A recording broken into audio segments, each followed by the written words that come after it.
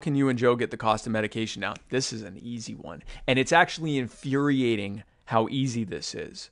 The only thing that is in place that is allowing these companies to jack up the cost of their drugs 10, 20, 30 times, sometimes 100 times what they used to be, the very second they see that demand's up, is that there are patent protections that allow them to do this.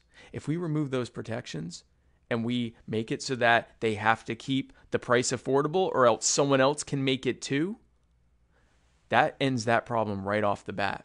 It is not a problem of, government's not regulating enough. It's just the opposite. Government has regulated too much, and they've allowed it so that the crony pharmaceutical companies, and in some cases, it's not even the pharmaceutical companies. It will be outside venture capital companies who will come in, buy a pharmaceutical company, gut the research and development department, gut the marketing department, and leave only in place their patent enforcement people, their lawyers to enforce their trademarks and patents, and production and distribution. And they jack up the price 10, 20-fold. They're actually destroying pharmaceutical companies and making it so there are fewer new drugs out there to help us because they aren't interested in that. They're just interested in existing drugs that they can jack up the price on and make us pay out the tooth for, and make our insurance companies pay for. And that doesn't just drive up the cost of your personal healthcare and your personal the pharmaceuticals you need. It drives up the cost of Medicare, it drives up the cost of Medicaid, it drives up the cost of insurance, all of these insurance plans. It drives up the cost